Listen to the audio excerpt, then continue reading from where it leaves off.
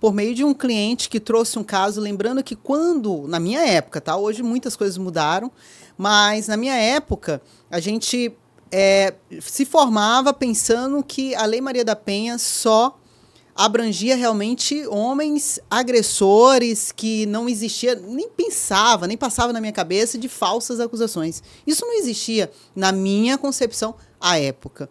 Até que chegou um cara, um senhor, e ele mudou toda a minha visão de pensamento relacionada a esse tema. Então, era um homem em que a mulher vendeu o patrimônio dele enquanto ele estava em um outro estado trabalhando, entrou com um processo contra ele, pedindo pensão, sabendo que ele não ia se defender, porque ele estava trabalhando. Ela colocou uma medida protetiva para ter um subsídio para ela levar as filhas para um outro estado. Quando ele voltou para o estado do Acre, já não tinha mais patrimônio, tinha um mandado de prisão contra ele, tinha uma medida protetiva e tinha um processo criminal contra ele. Né? Até provar a inocência dele foram quase 2 anos. Só que ele passou por outros profissionais e os outros profissionais não acreditaram nele. Fez com que ele ficasse cansado e até que um dia ele passou no meu escritório, subiu as escadas, contou a história dele. Naquele momento eu passei a lista de documentos. Quando foi no outro dia, ele foi preso, quando estava indo ao meu escritório levar a documentação, fui à delegacia e aí sim eu entrei no caso dele. Esse caso mudou a minha forma de pensar, foram quase 2 anos para ele provar a inocência dele, e aí eu vi que realmente... Ele ficou recluso. Não, a gente conseguiu prender porque ele foi preso por não pagar a pensão. Só que lembrando que é toda uma história, a mulher entrou com processo, ele não se defendeu, ele nem sabia que tinha mandado de prisão, nem sabia que tinha processo, nem sabia de nada. Mas a questão de forma bem resumida, esse caso mudou a minha história. E esse homem ficou tão grato à minha pessoa que mesmo me pagando, ele vendia o meu trabalho. Então, ele disse, doutor, eu tenho um voto com a senhora. Então, ele começou a falar, começou a passar no escritório, a falar desse caso. E eu já gravava vídeo lá em 2016 no canal do YouTube. E eu comecei, por ver o caso dele e começar a pegar casos semelhantes, eu disse assim, poxa, tem muita gente que não sabe o que está acontecendo.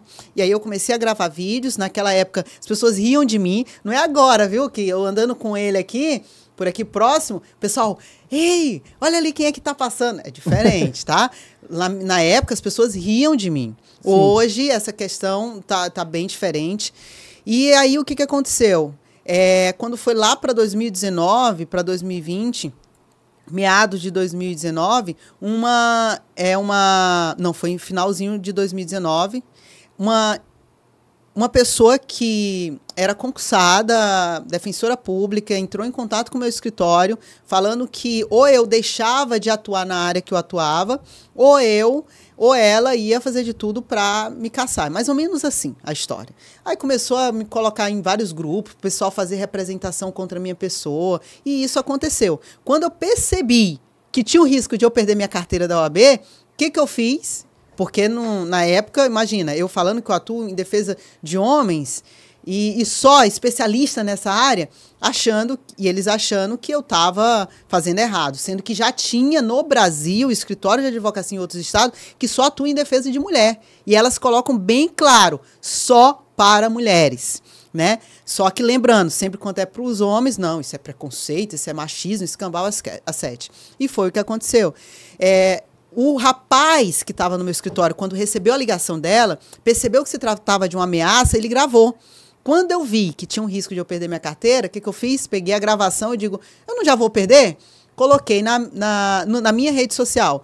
Saiu no site do município foi para o estadual, do estadual foi para a rede nacional. Aí eu digo, e agora? Resumo da história.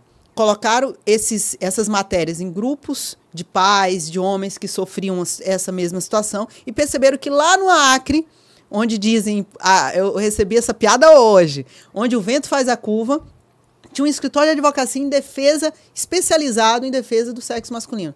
Calma lá, e começaram a me contratar, ou seja, o ódio dela se virou contra ela mesma, contra todo esse trabalho que fizeram. Passou a ser referência. E aí eu passei a atuar nessa área e comecei a sair do Acre para ir para outros estados. Quando eu vi que tinha gente querendo me contratar, mas a distância impedia, eu escolhi. Eu digo, rapaz, eu tenho que sair daqui. Ou eu vou para Brasília, ou eu vou para São Paulo. Quando eu fui para Brasília. Quando eu cheguei em Brasília, eu não gostei do clima porque era muito semelhante ao Acre, muito quente. Igual ao do Rio de Janeiro, desculpa. Mas é igual ao do Rio de Janeiro, muito quente. Eu digo, gente, eu não quero. Eu já estou saindo do Acre, o calor absurdo. Fui para São Paulo numa audiência, gostei muito do clima de São Paulo. Eu digo, eu vou montar a base aqui. Saí do Acre. E até para trabalho, São Paulo é outro ritmo. Fui para o coração do Brasil, que é o estado de São Paulo. E lá montei, trabalhando de manhã, de tarde, de noite, de madrugada. O negócio, pela graça de Deus, foi. E hoje atuamos em todo o Brasil. Temos uma comunidade que o objetivo é especializar advogados na defesa do sexo masculino, porque eu entendo que quando vem vários casos no escritório, eu percebo que os advogados, principalmente o advogado criminalista, quando vai atuar em defesa do homem em relação de gênero, ele tem várias mudanças. Mudanças de princípios, mudanças de entendimento, né? Então, assim, por exemplo, num processo normal que não envolve crimes sexuais, que não envolve Lei Maria da Penha, a palavra da vítima não é a rainha das provas. Quando a gente vai para casos como esse que eu atuo, já muda a história. A situação é bem diferente. Então, você tem que saber como realizar uma defesa, senão vai prejudicar. E aí a gente começou a dar vários cursos em defesa para que haja uma justiça, seja feita a justiça realmente em todos os estados do Brasil. E assim foi. E agora estou por aqui no Rio.